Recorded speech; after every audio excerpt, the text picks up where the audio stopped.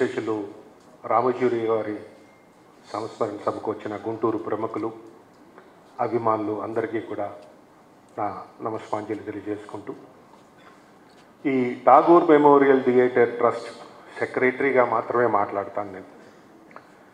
ఈ ట్రస్ట్ ఈ గుంటూరులో ఉన్న ప్రముఖులందరూ కూడా 1969లో ఒక ట్రస్ట్ ఏర్పాటు చేసి ఈ ఊర్లో ఉన్న ప్రముఖులందరూ కలిసి చందాలు వేసుకుని కట్టిన బిల్డింగ్ ఇది. చాలామంది ఇది గవర్నమెంట్ది అనుకుంటారు, లేకపోతే వెంకటేశ్వర అనే పేరు ఉంది కాబట్టి టీటీడీది అనుకుంటారు. ఇది టాగూర్ మెమోరియల్ థియేటర్ ట్రస్ట్ అని నామకరణం చేసి కల్చరల్ యాక్టివిటీస్ని అభివృద్ధి చేయడానికి గుంటూరులో స్థాపించబడిన సంస్థ. ఈ సంస్థతో రామోజీరావు గారికి ఎంతో అనుబంధం ఉంది. తర్వాత ఆయన ఈనాడు ఇవన్నీ కూడా వచ్చాక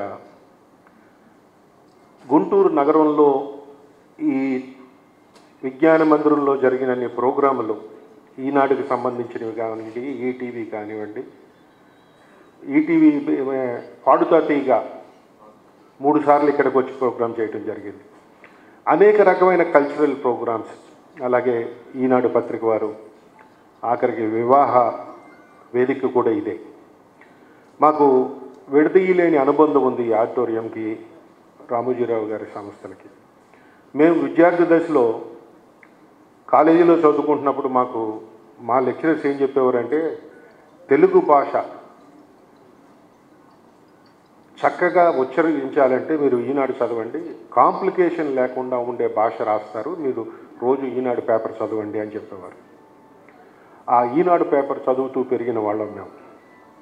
అది ఎంత ఎఫెక్ట్గా ఉంటుందంటే, పొద్దున ఈనాడు చూడకపోతే ఆ రోజంతా కూడా కొంచెం డిస్టర్బ్గా ఉన్నట్టు ఉంటుంది. జర్నీ చేసేటప్పుడు కూడా ఆ ఊర్లో ఆగి ఆ ఈనాడు పేపర్ కొని ఆ ఈనాడు ఆ పేజీ తిప్పితే కానీ మాకు, ఎందుకంటే ఒక 35-40 సంవత్సరాలు అలవాటు అయిపోయిన కార్యక్రమం అది.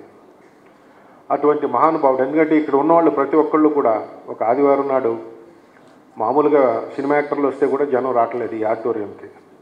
మీరందరూ కూడా రామోజీరావు గారిపై ఉన్న అభిమానం, మీ జీవితంలో ఆయన స్ఫూర్తిని పొంది మీకు అన్ని అనుబంధం ఉంది కాబట్టి వాళ్ళందరూ కూడా ఇక్కడికి వచ్చి ఈ కార్యక్రమంలో పాల్గొనడం జరుగుతుంది. ప్రతి ఒక్కరికి ఒక అనుభూతి ఉంటుంది రామోజీరావు గారితో. తెలుగు భాషకి ఆయన చేసిన సేవ ఇంకెవరూ చేయలేదు. ఇవాళ తెలుగువాడుగా గర్వంగా చెప్పుకుంటానికి ఇన్స్పిరేషనల్గా చాలా చేశారు ఆయన.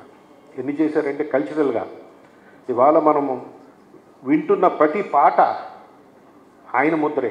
ఆ పాడుతా తీగ అనే ఒక ప్రోగ్రామ్ని రూపకల్పన చేసి దాని ద్వారా కొన్ని వందల వేల మంది వాళ్ళ తెలుగు పాటలు పాడే విధంగా పిల్లల్ని డెవలప్ చేశారు. అలాగే సినిమా ఫీల్డ్లో కానీ ఏ రంగం టచ్ చేసినా సరే, ఈనాడు అన్నది ఒక ప్రెస్గా తీసుకుంటే ఈనాడు అన్నది ఒక యాడ్స్టిక్. ఇండియన్ అన్ని లాంగ్వేజెస్లో కూడా జర్నలిజంలో ఒక యాడ్స్టిక్ అన్నమాట.